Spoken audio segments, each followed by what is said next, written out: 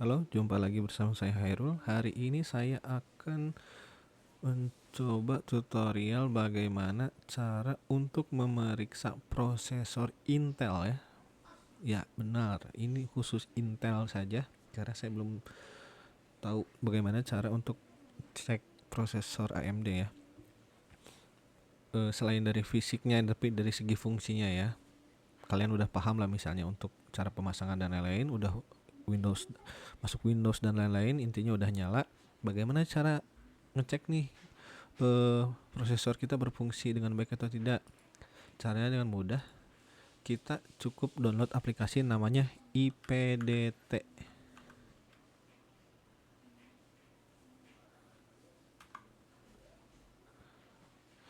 IPDT adalah ini nih. Saya perbesar. Intel Processor Diagnostic Tool aplikasinya. Kita klik, lalu kita download.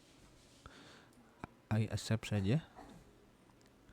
Terus kita cek mau di mana.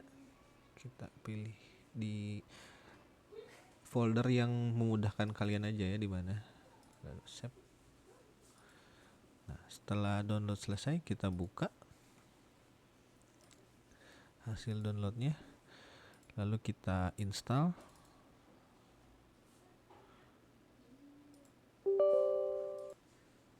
Tunggu sampai beres, udah selesai.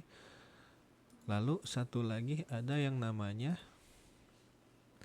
CPU-Z. Kalian pasti tahu lah ya, CPU-Z. Nah, CPU-Z. Lalu ini di-download juga. Lalu yang satu lagi adalah HW Info. Nah, ini download HW Info. Lalu kita download saja ya.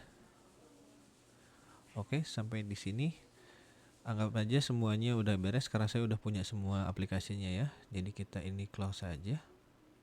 Kita close. Nah, ini IPDT yang tadi ya, Intel Processor Diagnostic Tool. Lalu yang kedua adalah CPU-Z. Yang ketiganya adalah HW Info. Nah, pertama-tama kita cek dulu HW Info. Oh maaf, CPU-Z maksud saya. Buka dulu CPU-Z.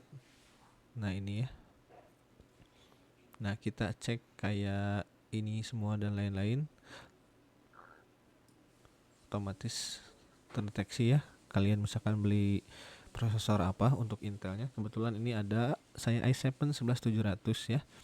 Lalu buka HW Info, klik sensor only, lalu klik run.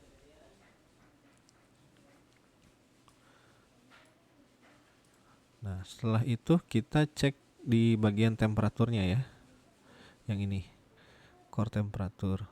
Nah kita fokus ke bagian current. Current itu berarti posisi suhu prosesor sekarang saat ini ya.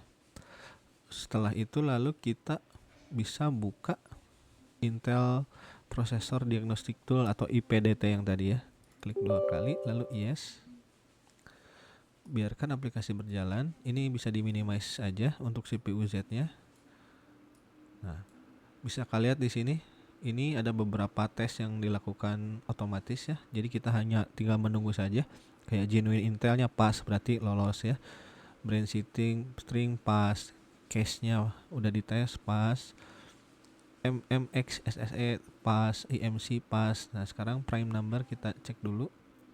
Kita tunggu sampai selesai supaya beres. Ini nggak lama kok prosesnya, hanya sekitar 5-10 menit aja. 5 menit deh kayaknya. Nah sambil kita cek ini ya, suhunya apakah mengalami overheat atau tidak si prosesornya. Karena ini i7 Gen 11 yang terkenal boros dan suhunya lumayan tinggi, jadi ini kan lihat current status ya. Karena statusnya sekarang di 64 derajat, tapi sampai tembus di 90 derajat tuh masih aman aja sih. Dan terutama pastikan untuk saat mengecek prosesor ini harus menggunakan cooler yang proper ya. Maksudnya jangan asal pasang dulu tapi benar-benar dipasang aja gitu coolernya, baik itu cooler tower apa cooler bawaannya, harus pakai pasta yang proper juga. Sambil menunggu hasil tes ini, kan ini testing in progress kan. Nah ini kita sambil tunggu aja. Nah yang perlu diperhatikan adalah bagian ini CPU Z. Pastikan core-nya dan thread-nya sesuai dengan speknya. Maksudnya dengan speknya, contohnya dengan ini kan 11700 ya. Kita buka web spek i7 11700. Nah, seperti ini. Kita buka speknya. Ini pasti akan lemot ya, karena prosesornya sedang dites, jadi agak lambat. Tapi nggak apa-apa, ini supaya kalian paham aja. Nah, kita tunggu aja karena ini udah tinggal 2 lagi. Beres.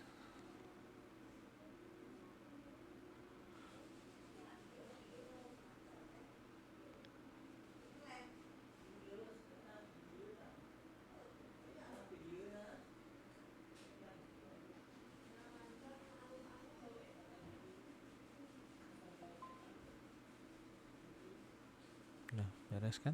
CPU load, testing dan lain-lain.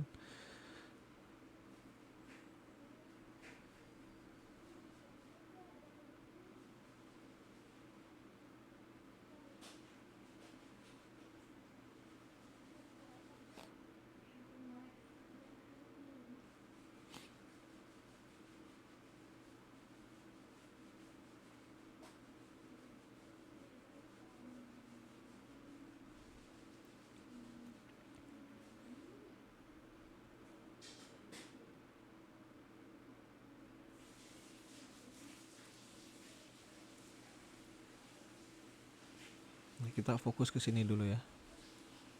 Kita tunggu sampai beres dulu aja si IPDT-nya.